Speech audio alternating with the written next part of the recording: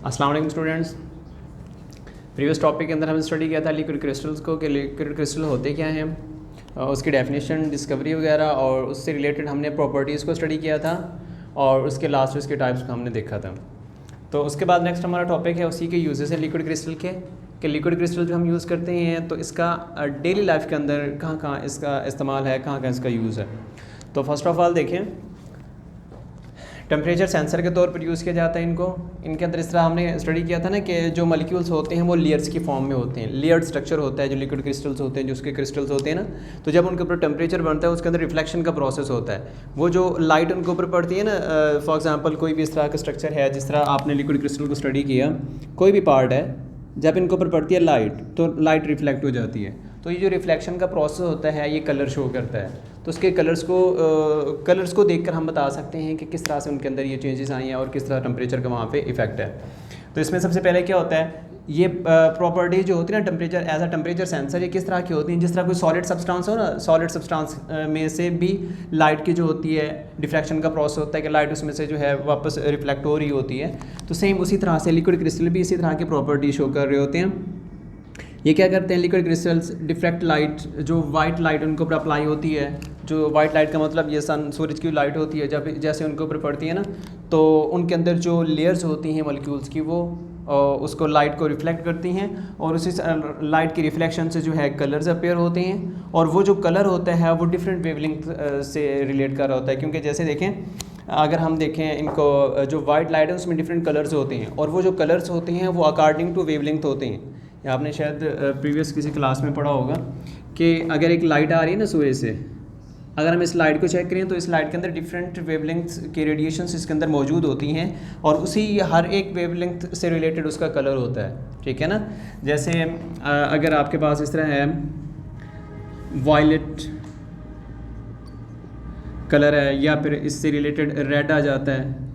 अगर आप वायलेट और रेड को कंपेयर करें ना, तो ये दोनों वाइट लाइट है, ठीक है ना। सूरज की रोशनी के अंदर ये जो है कलर्स होते हैं। जो वायलेट कलर है और रेड कलर के अंदर जो वेवलेंथ होगा, जो लैम्डा होगा, वो चेंज होगा, ठीक है ना। इसी तरह मतलब देखें, जो लाइट तो एक ही है ना, लेकिन उसके अंदर अकॉर्डिंग टू कलर उनके अंदर चेंजेस आती हैं। कलर अब देखें, इसका जो वायलेट कलर है इसके अंदर जो लैम्डा होता है वो शॉर्टर होता है, और अगर जो रेड लाइट है इसके अंदर जो लैम्डा होता है वो लार्जर होता है। तो इस तरह इसके अंदर चेंज आता है। तो मतलब क्या हुआ कि जैसे ही लाइट पड़ती है, लाइट से रिफ्लेक्शन का प्रोसेस होता है और उनके अंदर ये लैम्डा जो है चेंज हो जाता है। और इस लैम्डा के चेंज होने की वजह से जैसे ही लैम्डा चेंज होता है उसके अंदर जो है कलर्स भी चेंज हो जाते हैं। तो इस तरह जो है हम अंदाज़ा लगा सकते हैं कि जैसे लैम्डा चेंज हुआ, अगर लैम्डा शॉर्टर होगा तो वो जो रेडिएशन होगी या जो लैम्डा शॉर्टर होगा उस हिसाब से उसका कलर चेंज होगा। और कलर को देखकर हम बताते हैं कि जो टेम्परेचर होगा उस सब्सटेंस का कम होगा या ज़्यादा होगा। देखें इस तरह है ना, लाइट के अंदर ये कलर्स होते हैं violet, indigo, blue, green, orange, yellow और लास्ट पे होता है रेड। टोटल 7 कलर्स होते हैं वाइट लाइट में, ठीक है। जो हमें लाइट नज़र आती है ना, सूर्य से रोशनी आ रही होती है, उसमें 7 कलर्स होती हैं। अब ये जो कलर्स होते हैं इनके अंदर हम इसको अकॉर्डिंग टू लैम्डा अगर चेक करें तो जो ये कलर्स होते हैं ना, जो कलर और एनर्जी का एक प्रॉपर एक रिलेशन होता है। अगर आप इसको डाउनवर्ड हम स्टडी करें, देखें तो इस तरह से इनके अंदर चेंजेस आती हैं। अगर आप लैम्डा को चेक करें, लैम्डा क्या होता है, देखें लैम्डा एक क्रस्ट या एक ट्रफ से लेके दूसरे ट्रफ तक का फासला, या एक क्रस्ट से लेके दूसरे क्रस्ट तक का फासला जो होता है लैम्डा कहलाता है, ठीक है ना। अब ये जो क्या है, एक लैम्डा है। अगर आप इस लैम्डा को चेक करें तो इसी तरह यहाँ पे चेक करें, जैसे एक लैम्डा यहाँ पे शॉर्टर है तो इसी तरह लैम्डा क्या होता है, यहाँ पे लार्जर होता जा रहा है, इसी तरह बढ़ता जा रहा है। अब जिस तरह लैम्डा इंक्रीज़ होगा, लैम्डा का रिलेशन एनर्जी के साथ या टेम्परेचर के साथ किस तरह होता है, lambda is inversely proportional to energy. जहाँ पे लैम्डा जितना शॉर्टर होगा उतना एनर्जी वहाँ पे ज़्यादा होगी उन रेज़ की, उन रेडिएशंस की। अब देखिए, अगर फॉर एग्जांपल हम कहते हैं कि आपके पास जो कलर है वो ग्रीन कलर शो हो रहा है, ठीक है ना। जो ग्रीन कलर होगा उसका लैम्डा से हमें पता चलेगा ना, जिस तरह वेवलेंथ ग्रीन कलर है, अगर ग्रीन से वो रेड में कन्वर्ट हुआ तो इसका हम किस तरह देखेंगे कि कलर जो है ना ग्रीन था, ग्रीन से रेड हुआ, मतलब क्या हुआ कि लैम्डा क्या हो गया, बढ़ चुका है, लार्जर हो गया है, ठीक है ना। तो इस तरह टेम्परेचर का भी इसी तरह से अंदाज़ा लगाया जाता है कि जिस तरह से रिफ्लेक्शन का प्रोसेस होता है उसी तरह से लैम्डा चेंज होता है, और जिस तरह से लैम्डा चेंज होता है उसी हिसाब से जो है उसी के जो है टेम्परेचर का अंदाज़ा लगाया जाता है। उसके कलर को देखकर हम बताते हैं कि हमारे सब्सटेंस का कलर कम होगा या ज़्यादा होगा, ठीक है। अब ये जो वर्ड है ना, इसको याद रखने का तरीका होता है, इसके लिए हम वर्ड यूज़ करते हैं वेबगॉयर, VIB, ये फर्स्ट वर्ड है, VIBGOYR,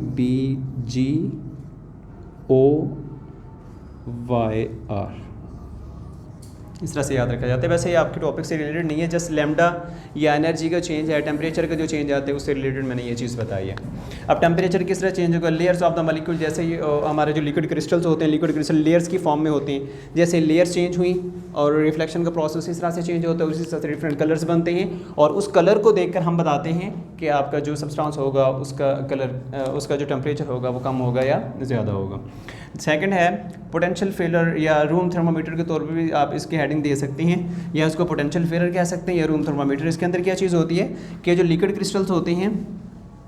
ये किस बेस पर काम करते हैं। लिक्विड क्रिस्टल नॉर्मली ये सूटेबल टेम्परेचर के ऊपर वर्क करते हैं कि एक नॉर्मल टेम्परेचर होगा तो ये एक इनका जो टेम्परेचर होता है या इनके अंदर जो कलर होता है वो नॉर्मल मेंटेन रहता है। जैसे ही आप टेम्परेचर चेंज करते हैं, जैसे ये यहाँ पे मैंने बताया, जैसे ही टेम्परेचर चेंज होगा एनर्जी चेंज होगी, उसी हिसाब से कलर क्या हो जाता है, चेंज हो जाता है। तो टेम्परेचर चेंज करेंगे, टेम्परेचर चेंज करने से फिगर शो आप डिफरेंट कलर्स, जैसे ही टेम्परेचर शो करेंगे, टेम्परेचर के कम या ज़्यादा करने से वो आपका जो लिक्विड क्रिस्टल होगा वो उसी हिसाब से अपने कलर शो करेगा, ठीक है ना। कलर से रिलेटेड या टेम्परेचर से रिलेटेड अगर आपने डिफरेंस माइंड में रखना है तो आप ये चीज़ माइंड में रखें कि आपके पास इस तरह एक है ना, जिस तरह कलर, जिस तरह लैम्डा चेंज हो रहा है, लैम्डा डिपेंड कर रहा है कलर्स के ऊपर, जिस तरह लैम्डा चेंज होगा उस हिसाब से सब्सटेंस जो रेडिएशंस होती हैं उनका कलर भी चेंज हो जाता है।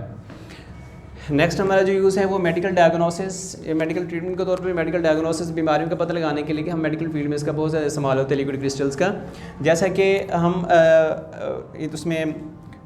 ये हमारी बॉडी के अंदर अगर इस तरह के कोई भी इन्फेक्शन हो ह्यूमन बॉडी के अंदर, तो उस तरह उनकी उस जगह का पता लगाने के लिए कि कहाँ पे इन्फेक्शन हो सकती है, तो उसके लिए भी हम जो है ये लिक्विड क्रिस्टल का इस्तेमाल करते हैं। तो हम फॉर एग्जांपल आर्टरीज़, कैपिलरीज़ या वेन्स जो होती हैं बाज़ औक़ात ब्लॉक हो जाती हैं, जैसे हार्ट अटैक का जो प्रॉब्लम होता है या बाज़ औक़ात वैसे भी कोई एक आर्टरी या वेन्स वगैरह ब्लॉक हो जाती है, तो उस ब्लॉकेज आर्टरी या वेन का पता लगाने के लिए कि ये आर्टरी जो है फॉर एग्जांपल ये आर्टरी जा रही है तो हमारे एक साइड पे पेन हो रहा है, तो ये आर्टरी किस जगह पे जो है ब्लॉक होगी, ब्लॉक होने की डिफरेंट रीजंस होती हैं,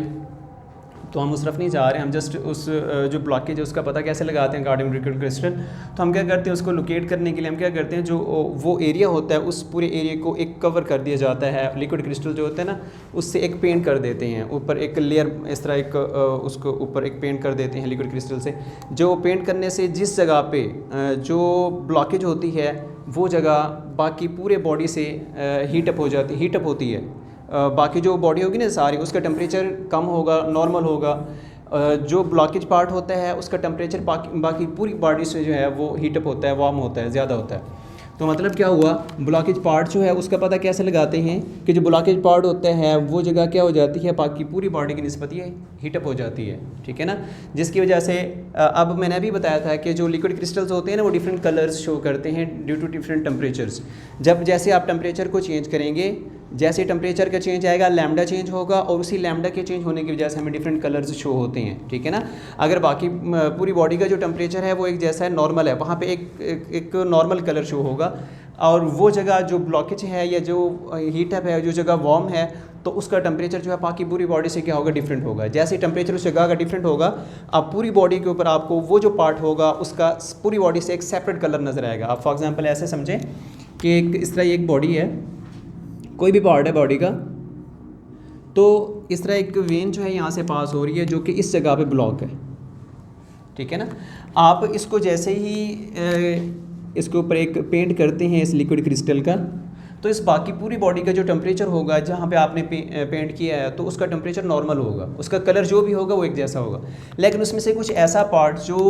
हीटअप है, जो ज़्यादा हीटअप है, वो अपना एक अलग कलर शो करेगा। तो हम फिर इस तरह देख के बताते हैं कि ये जगह जो है यहाँ से जो भी वेन आर्टरी वगैरह पास हो रही है ये इस जगह पे ब्लॉक है, तो फिर उसी जगह उसकी ट्रीटमेंट कर ली जाती है, ठीक है ना। इसी तरह कुछ इन्फेक्शंस, बाकी इसके अलावा कोई और इन्फेक्शन हो बॉडी के अंदर तो उसका भी इस तरह से पता लगाया जाता है। उसके ऊपर इस तरह एक पेंट कर दिया जाता है लिक्विड क्रिस्टल का। जैसे ही पेंट करते हैं तो वो जगह जो इन्फेक्शियस पार्ट होता है बॉडी का वो वार्म हो जाता है, बाकी पूरी बॉडी की निस्बत जो जगह वार्म होती है वो अपना एक डिफरेंट कलर शो करेगी। तो इस तरह हम लोकेट करते हैं, इस तरह पता लगाते हैं कि किस जगह पे कौन सा प्रॉब्लम है। नेक्स्ट, इस तरह हम ट्यूमर के इलाज के लिए भी इसका यूज़ किया जाता है कि हमारी बॉडी में बॉडी के किसी भी ट्यूमर या जो कैंसर वगैरह होता है, कैंसर क्या चीज़ होती है, इसमें हमें जो बॉडी के सेल्स होते हैं ना उनकी जो डिवीजन होती है वो बढ़ जाती है। जो एक सेल है वो अपनी नॉर्मल कंडीशन से ज़्यादा बड़ी तेज़ी के साथ डिवाइड होने शुरू हो जाता है, ठीक है ना। तो जो बाकी सेल्स होते हैं बॉडी के जितने भी होते हैं उनका जो टेम्परेचर है वो नॉर्मल है। जहाँ पे जो ट्यूमर पार्ट होता है या कैंसर से रिलेटेड जो पार्ट होता है जहाँ पे डिवीजन का प्रोसेस बहुत तेज़ी के साथ हो रहा होता है तो वो जो सेल्स होते हैं वो बहुत तेज़ी के साथ डिवाइड हो रहे होते हैं, ठीक है ना, कैंसर वाले जो सेल्स होते हैं। तो जैसे हम बॉडी को ऊपर उसका पेंट करते हैं तो वो जो इन्फेक्शियस पार्ट होता है या कैंसर से रिलेटेड जो पोर्शन होता है बॉडी का उसका टेम्परेचर ज़्यादा होता है। टेम्परेचर के ज़्यादा होने की वजह से वो अपना एक सेपरेट कलर शो करता है और इस इलाज को ख़ास तौर पे यूज़ किया जाता है फॉर द ब्रेस्ट कैंसर। इस इलाज के लिए जो है लिक्विड क्रिस्टल का बहुत ज़्यादा इस्तेमाल करते हैं। इसके अलावा नेक्स्ट आ जाता है हमारा, अब इसका ना जो बॉडी के ऊपर जैसे ही पेंट करते हैं, जैसे ब्रेस्ट कैंसर की एग्जांपल है यहाँ पे कि जैसे आप पेंट करते हैं, पेंट से जो वो इफ़ेक्टेड एरिया है वो हीटअप हो जाता है और उसी से अगर वो जो एरिया है वो अगर ब्लू कलर शो कर रहा है तो हम इस तरह अंदाज़ा लगाते हैं कि जो ब्लू कलर जो है बाकी बॉडी पूरी से क्या है डिफरेंट है। तो जो ब्लू कलर किसको शो कर रहा होता है, इससे हमें ये पता चलता है कि बॉडी की उस जगह पे जो है वो कैंसर है, ठीक है ना। नेक्स्ट है इलेक्ट्रिकल डिवाइसेस के तौर पर भी हम इसमें इसका इस्तेमाल करते हैं लिक्विड क्रिस्टल्स का। इलेक्ट्रिकल डिवाइसेस में जैसे कैलकुलेटर्स, डिजिटल वॉचेस वगैरह या लैपटॉप, कंप्यूटर्स वगैरह जितने भी ये होते हैं स्क्रीन्स जिनकी होती है, जिनके अंदर इनका जितना भी ये प्रोसेस होता है जहाँ पे हमें ये पिक्चर्स वगैरह नज़र आती हैं, तो सारा जो होता है ये पूरा प्रोसेस इसको हैंडल कर रहा होता है। लिक्विड क्रिस्टल की एक चिप लगी होती है इसके अंदर, जैसे वॉचेस की या मोबाइल फ़ोन की आप एग्जांपल ले लें, तो उसी की वजह से जो है सारा प्रोसेस कवर अप हो रहा होता है, ठीक है। आप उनकी जो स्क्रीन होती है अगर उसको दबाएं तो आपको उसमें डिफरेंट कलर शो होते हुए नज़र आएंगे। आप फॉर एग्जांपल ये डिजिटल वॉच है जो जिसके ऊपर नंबर वगैरह शो हो रहे होते हैं, उसको ले लें, या मोबाइल फ़ोन है उसके ऊपर थोड़ा सा प्रेस करें उसकी स्क्रीन को, तो आपको वहाँ पर डिफरेंट कलर्स नज़र आएंगे। तो वो कलर्स जो होते हैं वो किस वजह से होते हैं, जैसे आपने प्रेस किया उसके अंदर टेम्परेचर का चेंज आता है, उसी वजह से डिफरेंट कलर्स जो हैं उसके अंदर प्रोड्यूस होना स्टार्ट हो जाते हैं अकॉर्डिंग टू टेम्परेचर या वेवलेंथ आप स्टडी कर लें वहाँ पे। इसी तरह नेक्स्ट हमारा यूज़ है सॉल्वेंट इन क्रोमेटोग्राफी के। क्रोमेटोग्राफी के अंदर बेसिकली क्या होता है, यहाँ पे मोबाइल सॉल्वेंट, ये चैप्टर नंबर 2 के अंदर आपने इसको शायद पढ़ा होगा